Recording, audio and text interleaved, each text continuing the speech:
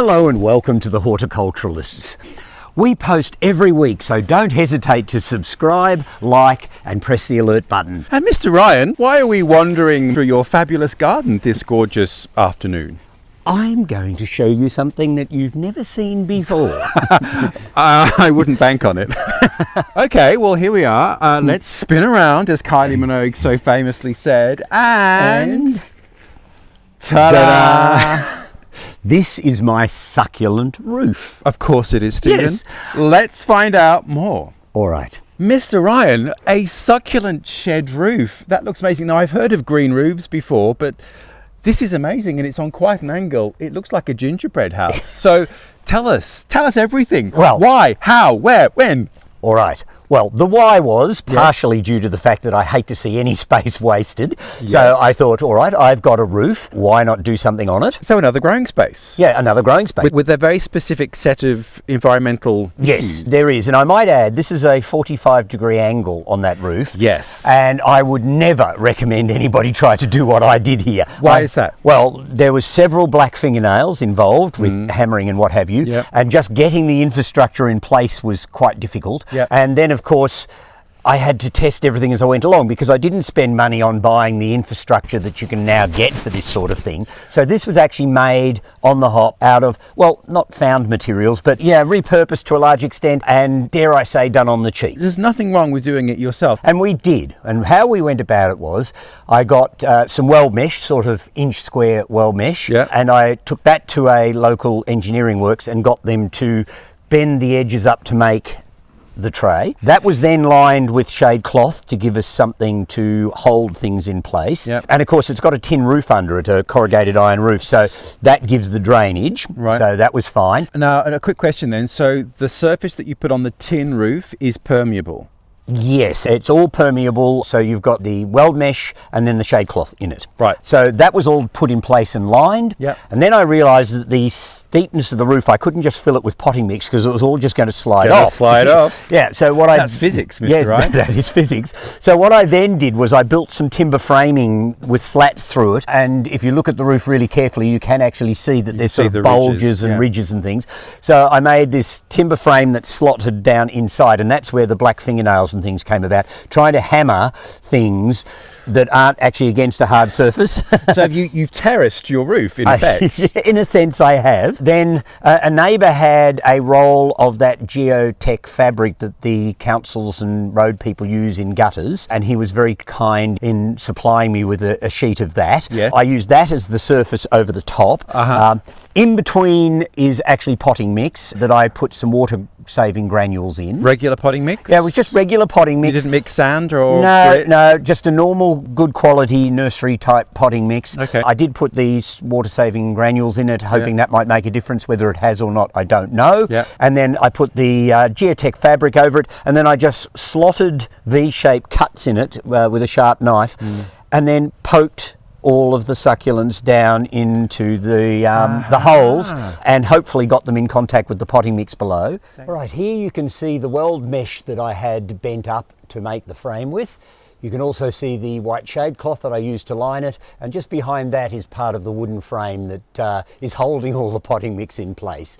And you can see the succulents are slowly sort of enclosing the whole structure. Yes. Is this the depth of soil that you put into the cavities? Yes, that's how deep the potting mix that I used is. Having said that, of course, it's bellied and what have you. And I mean, it's been successful, but it hasn't been 100% successful in some ways. What are the failures? The failures were, in some cases, the birds actually quite liked the succulents, and we had birds pulling them out and dropping them to the ground. Really? Yes. I even put a rubber snake up there for a while, hoping that might encourage the birds to stay away. Yep. And of course, some of the succulents got caught in the wind, or they just didn't anchor properly and they fell and died and dropped out. Yep. So there are gaps in there still, and I keep filling the gaps every so often with some more succulents. But the upside is, and this is something I didn't realise with the geotech fabric I used, because this roof actually faces south, it actually gets quite a lot of light, but it doesn't get a lot of direct sunlight. Yeah. But the mosses have also taken over. So there's mosses and liverworts that are, and lichens and things that are growing on the geotech. So although the succulents haven't made the the rich Persian tapestry carpet that I was expecting necessarily. Right. The other things, the freebies that came in, have actually tied it all together, and I think it looks pretty good, and it's been up there now for about 10 to 12 years. I was going to ask the maintenance question, but firstly, it does look beautiful. It looks like an abandoned building, with, you know, dripping with green. And so in terms of maintenance, what do you have to do? Well, the first year or two I watered quite copiously, trying to get everything sort of attached, so not everybody goes along with their hose and hand waters the roof, but that's exactly what I did. Yeah, that's what I did. But I have to say, in the last 6 or 7 years, the only things I do with it is every so often I clamber up on a ladder and make sure there's no weed growth, because you get the odd bit of grass and things that grows. Yeah.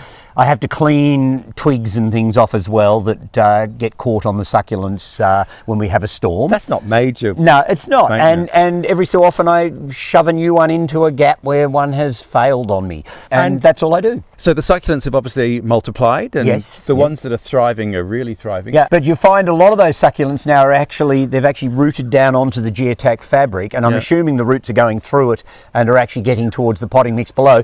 But I do find that those that aren't actually anchored in the potting mix often become quite miniaturized, so the rosettes don't seem to get quite as big as they do if they're actually in a proper sort of pocket of potting mix. But it's working really well, and it makes a lovely feature as you walk down this path, which is a dead straight path. The window of the shed is right in the middle of the view, and so it becomes the axis for this view. And it cunning design, Mr. Design. Cunning and design. The other thing that I get regularly at work, people come in and they say they want something to hide the shed.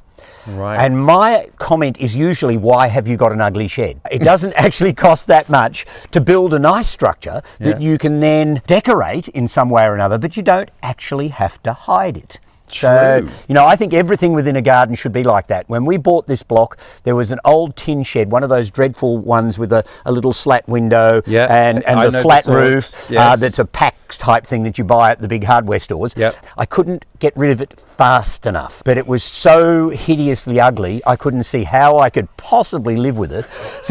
So we gave it to a friend that had no taste. Mr. Ryan, don't name names. No, I won't name names. And built this. So you built this from scratch. Well, getting to that point of making them not ugly, you know, in a different situation, what might you do to a wall of a shed, to the verticals, to enhance it? I mean, because that's another opportunity, isn't it? Oh yeah, vertical growing. Anything you've got within a garden space is an opportunity to potentially do something different with it. Certainly the wall of a shed like that, and I see a shed, even though it costs us a few dollars to build, because we put a lot of effort into making a nice shed, I don't see it as one of those things that is precious. So if I want to grow a climber on my shed wall, I have no problems with that. Even a self-clinging climber, I mean, it'll still be there in 30, 40, 50 years. The shed will still be serviceable, even if slowly the timbers are rotting away underneath. And it won't be your problem. And it won't be my problem, and it will look nice. It will. And so aesthetics are really important when it comes to garden structures. Yeah, interesting.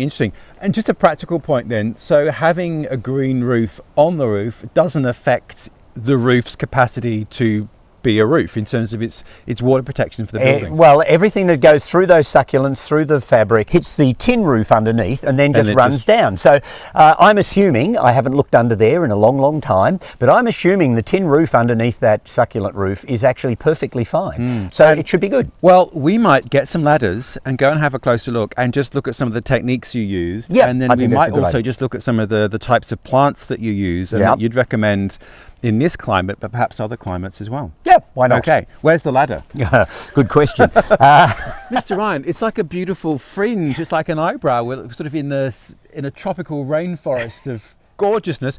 So what species did you actually use to plant it? Well, I got a whole pile of different succulent species to do it, some of which I got from friends, some of which were nicked, and some of which were purchased. So, okay, well, let's get up and have a closer look then, and we'll talk to some of the things that we can identify. All right, fantastic. Okay, Mr. Ryan, up the ladder. Let's have a look at what you've got there. So firstly, what is this fabulous thing here? Well, these ones are Echeverias, and they're a really common succulent. Everybody has them in their gardens or in pots, and all I had to do with those was break off sections and pop them in, and they've slowly sort of filled over and are actually even cascading off the outside of the roof, which makes them fabulous. Yeah, it's beautiful. So, yes, I've used them repeatedly through the roof, and the other major one that I've used through the roof are the Sempervivums, and there's a range of different Sempervivums in there. And Sempervivum means ever living.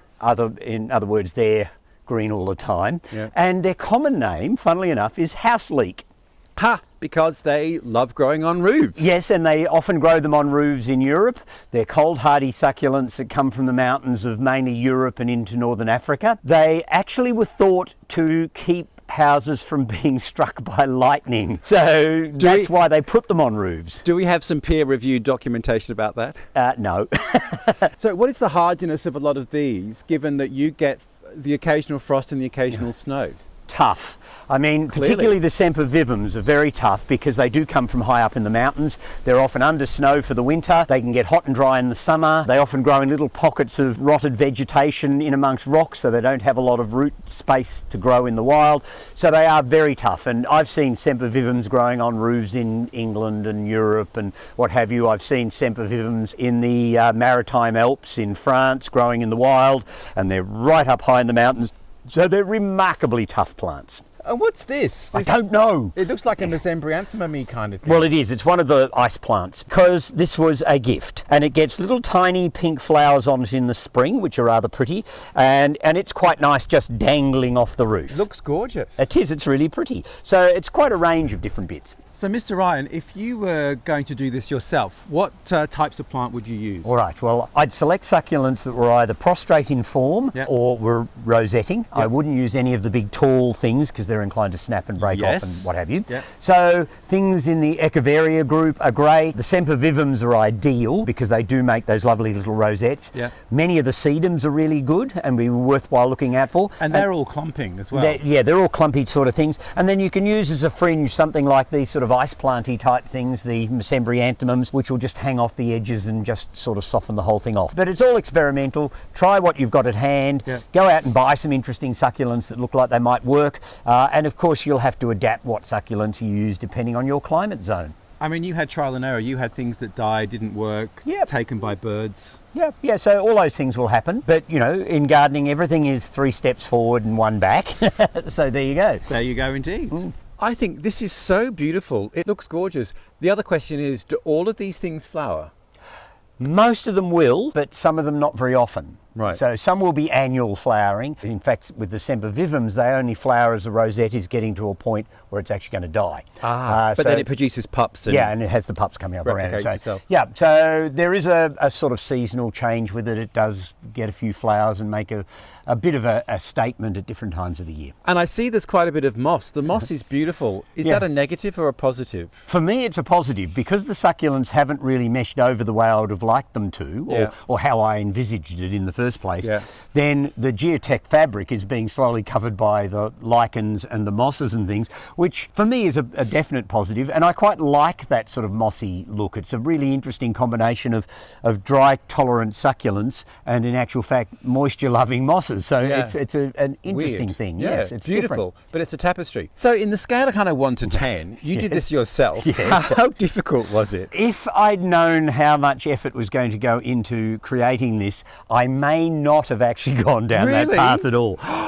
It was just horrendous. I mean, trying to keep all the pieces in place. I mean, if I'd brought a professional in to deal with it, I was going to say, easy. why do you think? Is it because of the slope of the roof? It was just too steep? Was that the main problem? That was the main problem. Right. If I'd had a flatter roof, I think it would have been fine. I mean, you quite literally had to have somebody pushing from the bottom while somebody was tying it in place up the top.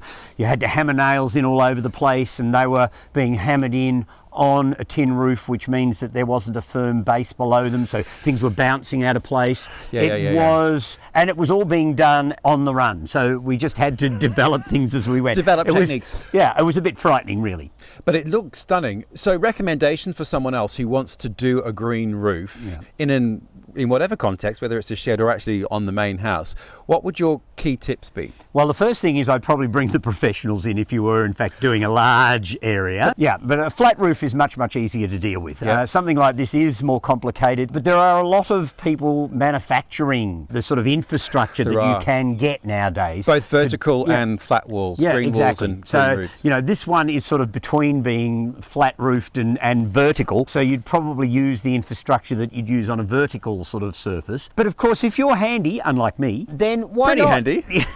Well, look, it's still there 10 or so years later. It looks beautiful. And I mean, you've said the slope is probably too much. But interestingly now, there are all those products that you can buy from hardware stores to kind of do it yourself. So if you wanted to have a go, you could. Obviously, there are the issues about not damaging the permeability of the actual roof itself. Yeah, everything has to be above it, not attached to it in a sense. Yes, not penetrating it. And this certainly works, but it isn't something that's easy to do. In hindsight, though, I'm really pleased I did it because it has made an interesting feature. Whenever we have the garden open and people come through, they all go, oh wow, isn't that fabulous? So it was worth the effort. It certainly was. Mr. Ryan, how can we possibly top that? Oh. The green living roof of Stephen Ryan. Well, who knows? Next week we'll just do a plant profile, so we'll stay safe. We'll keep it simple. But look, thank you so much for watching. If you've enjoyed this, do hit subscribe. We post every week and you can follow our ongoing adventures. Mr. Ryan, until next week. Yes, goodbye all. See you then.